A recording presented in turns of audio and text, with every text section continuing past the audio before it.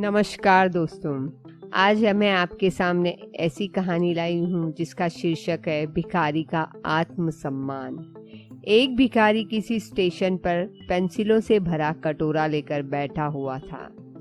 एक युवा व्यापारी उधर से गुजरा और उसने कटोरे में 50 रुपए डाल दिए, लेकिन उसने कोई पेंसिल नहीं ली। उसके बाद वह ट्रेन में बैठ गया।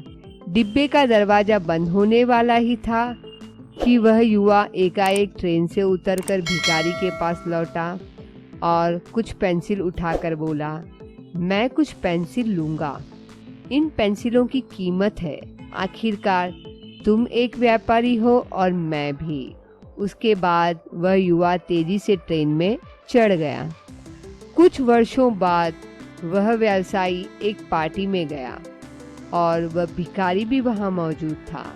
भिखारी ने उस व्यवसायी को देखते ही पहचान लिया। वह उसके पास जाकर बोला, आप शायद मुझे नहीं पहचान रहे हैं, लेकिन मैं आपको पहचानता हूँ। उसके बाद उसने उसके साथ घटी उस घटना का जिक्र किया। व्यवसायी ने कहा, तुम्हारे याद दिलाने पर मुझे याद आ रहा है कि तुम भीख मांग रहे थे, लेकिन तुम यहाँ क्या कर रहे हो? भिखारी ने जवाब दिया, आपको शायद मालूम नहीं है कि आपने मेरे लिए उस दिन क्या किया है। मुझ पर दया करने की बजाय मेरे साथ सम्मान के साथ पेश आए। आपने कटोरे से पेंसिल उठाकर कहा, इनकी कीमत है। आखिरकार तुम भी एक व्यापारी हो और मैं भी।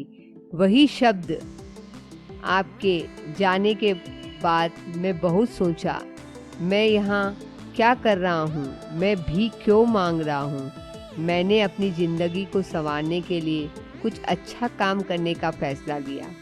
मैंने अपना थैला उठाया और घूम घूम कर पेंसिल बेचने लगा। फिर धीरे धीरे मेरा व्यवसाय बढ़ता गया। मैं कॉपी, किताब एवं अन्य चीजें भी बेचने लगा और आज पूरे शहर में मैं इन चीजों का सबसे बड़ा थोक विक्रेता हूँ। मुझे मेरा सम्मान लौटाने के लिए मैं आपका तहे दिल से धन्यवाद करता हूँ, क्योंकि उस घटना ने आज मेरा जीवन ही बदल दिया। दोस्तों, आप अपने बारे में क्या सोचते हैं? खुद के लिए आप क्या राय स्वयं पर जाहिर करते हैं? क्या आप अपने आप को ठीक तरह से समझ पाते हैं? इन सारी चीजों को ही हम दूसरे रूप से आत्मसम्मान कहते हैं। कुछ लोग हमारे बारे में क्या सोचते हैं, ये बातें उतनी मायने नहीं रखती, या कहे तो कुछ भी मायने नहीं रखती, लेकिन आप अपने बारे में क्या राय जाहिर करते हैं, क्या सोचते हैं, ये बात बहुत ही ज्यादा मायने रखती है। लेकिन एक बात तय है कि हम अपने बारे में जो भी सोचते हैं उसका एहसास जाने अनजाने में दूसरों को भी करा ही देते हैं, और इसमें कोई शक नहीं है कि इसी कारण की वजह से दूसरे लोग भी हमारे साथ उसी ढंग से पेश आते हैं। याद रखें कि आत्मसम्मान की वजह से ही हमारे अंदर प्रेरणा पैदा होती है, या कहे तो हम आत्म प्रेरित होते हैं। इसलिए आवश्यक है कि हम अपने बारे में एक श्रेष्ठ राय बनाएं और आत्मसम्मान से पूर्ण जीवन जिए।